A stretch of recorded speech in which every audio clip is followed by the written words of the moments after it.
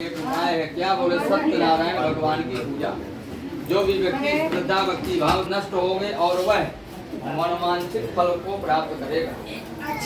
सूत जी से सभी ऋषियों ने प्रश्न किया इस विधान को किस तरह करना चाहिए और इससे पूर्व किसने किया। तो सूत जी कहते हैं मैं आपको यह उपाय जो है जो बता रहा हूँ, ये स्वयं भगवान विष्णु नारायण ने नारद जी को एक बार बताया था। सभी लोकों में भ्रमण करते हुए नारद जी यहाँ मृत्यु लोक में आए। मनुष्यों को बहुत दुखी देखकर वैकुंठ लोक पहुँचे, भगवान का दर्शन किए, बार बार प्रार्थना करने लगे। तो भगवान नारायण ने स्वयं कहा था कि हे नारद, सत्यनारायण भगवान की पूजा करने से मनुष्य पापों से छूट जाएगा और संसार के सुख को प्राप्त करेगा। तो नारद जी ने प्रश्न किया था किस तरह करना चाहिए, इसका नियम क्या है, उपाय क्या है और इस पूजा कथा के करने से क्या फल मिलेगा और इसका विधान पूरा क्या है, क्या सामग्री होना चाहिए। तो भगवान नारायण ने बताया था नारद जी को वही जो उपाय है वह सूत जी ऋषियों को कहते हैं कि भगवान नारायण कहते हैं कि यस्मिन कस्मिन दिने चैव सुत देवस्य पूजनम, किसी भी दिन श्रद्धा भक्ति भाव से भगवान सत्यनारायण की पूजा कर सकते हैं। भगवान फलम पंचामृतम चैवा गोधु मत्स्य चूर्णकम, प्रसाद में क्या हो, केले का फल हो, पंचामृत हो, गेहूं के आटे का प्रसाद हो। यदि गेहूं का आटा उपलब्ध न हो तो भगवान कहते हैं मेरा भक्त श्रद्धा पूर्वक चावल के आटे का भी प्रसाद यदि मुझे भोग लगाएगा उसे भी मैं स्वीकार करता हूँ।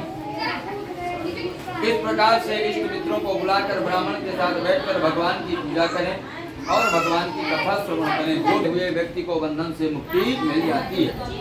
यदि हर महीने कोई भगवान की कथा करने का संकल्प लेता है तो महीने की पूर्णिमा का दिन बताया गया है कि पूर्णिमा के दिन ही भगवान की कथा करनी चाहिए, पूजा करनी चाहिए। इस प्रकार से जो भी प्राणी भगवान सत्यनारायण की पूजा को करेगा वह मनवांछित फल प्राप्त करेगा और अंत में संसार के समस्त सुखों को भोग करके वह वैकुंठ लोक को प्राप्त करेगा। स्कंद पुराणे देवा खंडे प्रथमोध्याय संपूर्ण। बोलिए श्री सत्यनारायण भगवान की जय।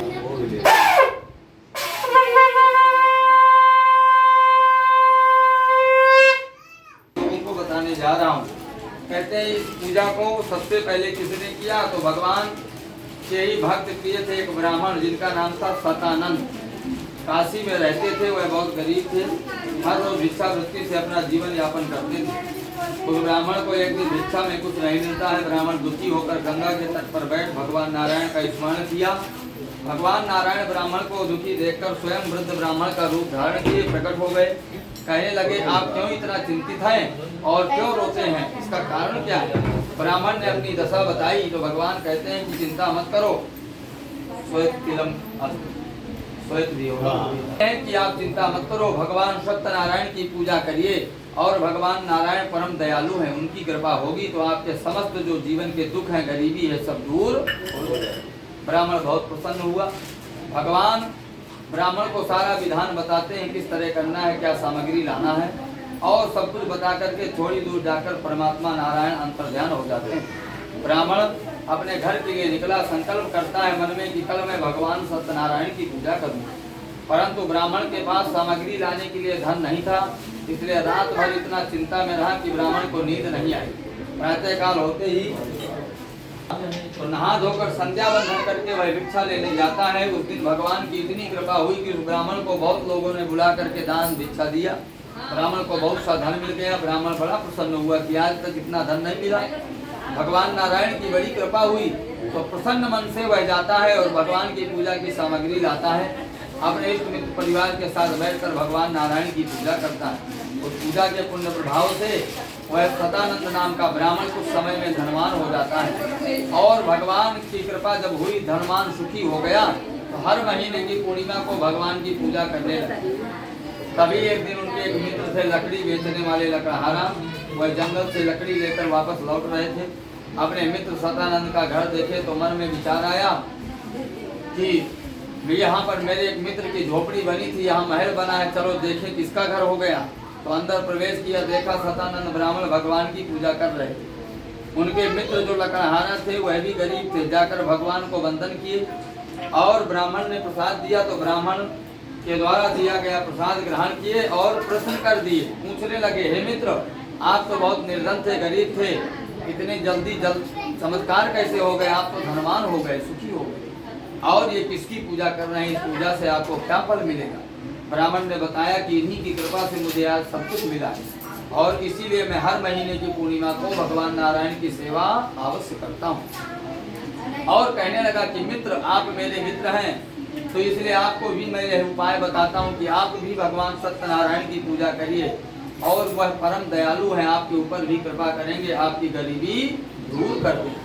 वह लकड़हारा भी सारा विधान पूछ लेता है और अपने घर चला गया।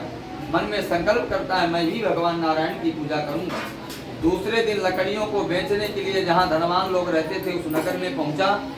आवाज लगाई तो एक धनिक सेठ निकलते हैं और जितनी लकड़ी थी सब 4 गुना अधिक पैसा देकर खरीद लेते हैं। वह लकड़हारा बहुत प्रसन्न हो गया कि आज तक एक जगह पर मेरी सारी लकड़ी कभी बिकी नहीं।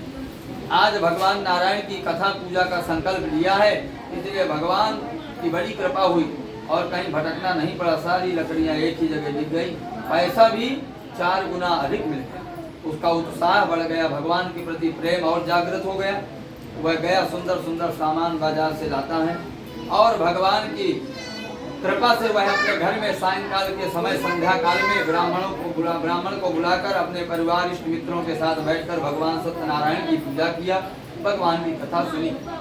उस पूजा के पुण्य प्रभाव से वह लकड़हारा कुछ दिनों में ही वह धनवान हो गया, गरीबी से मुक्त हो गया। वह लकड़हारा बड़ा प्रसन्न हुआ कि भगवान नारायण की बड़ी कृपा हुई। अंत में वह ब्राह्मण लकड़हारा दोनों मित्र थे, लंबे समय तक सुख भोगते रहे संसार का और अंतोगत्वा मरणोपरांत वह भी संसार के सुखों को भोग करके वैकुंठ लोक को प्राप्त किए। इति स्कंद पुराणे रेवा खंड द्वितीय अध्याय संपूर्ण। बोलिए श्री सत्यनारायण भगवान की जय। वृंदावन की जय। हो गए?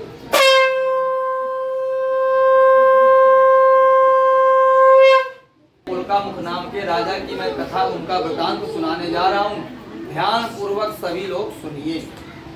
भगवान की कथा शांति से सुननी चाहिए, इसीलिए कथाओं में कहा गया कि एकाग्र जगह होना चाहिए, एकांत में रोड चालू हो और वहाँ मंडप बना के भगवान की कथा कभी नहीं करवाना चाहिए। न करना, कथा में मन नहीं लगता है, ना तो यजमान का लगेगा, सुनने वाले श्रोता का, ना वक्ता का मन लगेगा, क्योंकि मन विचलित हो जाता है, इधर उधर चला जाता है ध्यान, है ना। तो कथा की जगह दूसरा कुछ निकलने लगता। उस राजा के कोई संतान नहीं थी, इसलिए वह संतान प्राप्ति के लिए भद्रशिला नदी के किनारे बैठकर अपनी पत्नी के साथ भगवान सत्यनारायण की पूजा किया करते थे। एक दिन वह भगवान नारायण की पूजा कर रहे थे, तभी वहां से साधु वैश्य राजा के पास पहुंच गया, पूछने लगा किसकी पूजा कर रहे हैं। और हे राजन, आप तो स्वयं राजा हैं, आपको क्या कमी है। और ईश्वर की पूजा भक्ति भाव से करता है, उसे संतान की प्राप्ति होती है।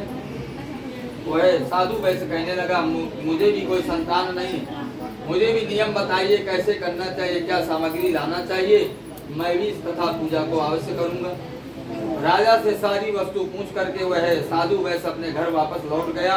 घर में उनकी पत्नी थी जिनका नाम था लीलावती, बहुत सुंदर और सुशील थी। जाकर के यह समाचार दिया तो उनकी पत्नी लीलावती प्रसन्न हो गई कि चलो कोई रास्ता मिला, आज तक कुछ